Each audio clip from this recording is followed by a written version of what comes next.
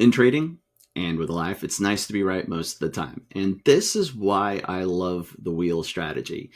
In this video, we're going to take a look at the wheel strategy in action, looking at two specific trades that I'm taking a look at this week. And also, I'll show you how to use PowerX Optimizer and the wheel analyzer to identify the best trading opportunities with this particular strategy. Now, the most important thing to consider when you're trading this strategy is one, is it a stock that you want to own? And two, is it a price you want to own shares at? And if we've decided that the answer is yes and yes, then it might be something worth considering. Right now, we're taking a look at SBUX here. And to help me decide whether or not it's a stock that I want to own, I will do a quick analysis here looking at a few different fundamental factors. One is the price to earnings ratio, or PE ratio. I like to see that it's below 50, definitely below 100, but ideally below 50. Now, this is where there are certain industries that where a higher PE ratio is possible, and the software will let us compare this stock to other industries. But just as a general reference, 50 or less would be something that I'd consider. So this is within the guidelines of a trade that I would consider. Now, the dividend yield, this to me, the actual yield isn't that important, but I do like to see that a dividend is being paid because that just means that the company is profitable and sharing those profits with shareholders. So there isn't a specific amount that I look for, but it's nice to know that there is a dividend being paid. And this is about double the average for stocks that are in the S&P 500.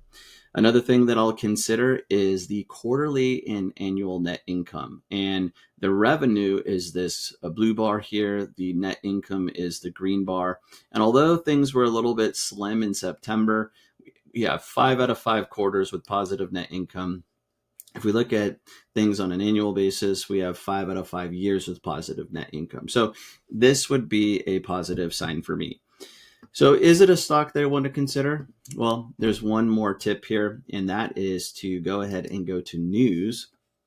And with news, you get to see news, but you also get a feature in PowerX Optimizer that uses AI. And this is our Rocky Insights. So we get a breakdown of the stock, what analysts are saying, their highlights, any concerns.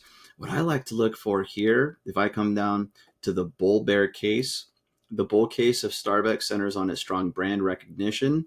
And we could read more here. A company's global brand loyalty and its ability to adapt to evolving consumer preferences provide a solid foundation for future growth. Investments in digital platforms and loyalty programs are expected to drive customer engagement and repeat business. The restructuring in China, while complex, could unlock significant value and improve performance in critical market. Now we see a bear case. Declining earnings per share and margin pressure from rising commodity and labor costs are significant concerns, as evidenced by the recent Q4 earnings. Intensifying competition, especially in China, from local players like Luck and Coffee, poses a threat to market share and pricing power. Stock's current valuation appears stretched relative to its recent financial performance and growth prospects, suggesting limited upside potential. We see that the investment recommendation is hold. And this helps me get a better feel for the stock, aside from just what we see with the chart itself. Fundamentally, it meets the potential for wheel trade. And then the next thing that I want to consider is the price that I'd be comfortable owning shares at. And this is where I like to see where the stock is trading at compared to a support level.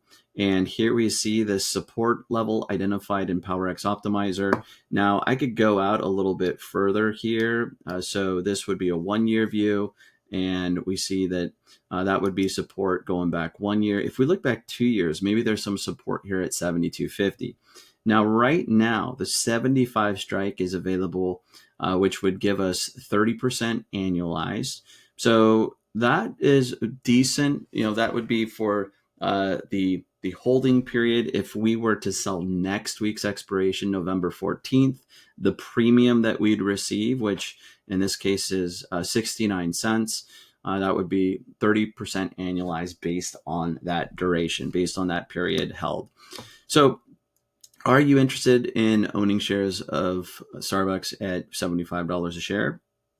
That seems reasonable based on where it's traded over the last year. Also, looking back 2 years, the next lower support level, 72.50, isn't too far off from that 75 strike. So the two things we have to decide on: one, is it a stock that we want to own? And two, is it a price that we want to own shares at? I think that this is a decent opportunity to consider for today, especially since we're seeing a big move lower today in this stock. It's creating a nice opportunity for anybody that's interested in owning shares of Starbucks. Another one that I was looking at today, XLE. Now, XLE is an ETF, and I have a lot of drawings here because this is one that we keep a close eye on in our mastermind program here at Rockwell Trading. I'm just going to clear that up a little bit. Now, we don't have the same information here because it's an ETF based on a basket of stocks. We could use Rocky here to see what stocks make up the ETF XLE. If we want to know more about XLE, and here we go. The top holdings: Exxon, Chevron, ConocoPhillips, Williams Companies, Marathon Petroleum.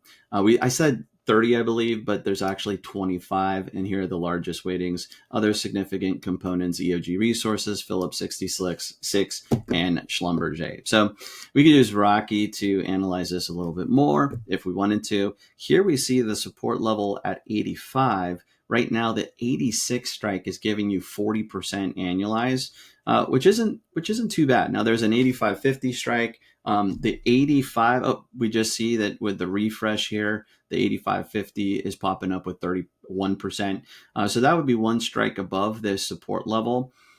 This is one that I think is worth considering. Now, in general, I love XLE as a vehicle for trading because you don't have that same earnings risk that you have with an individual stock. Now, Starbucks already reported earnings, so it's not that big of a deal because we have months now to go before we have another earnings event.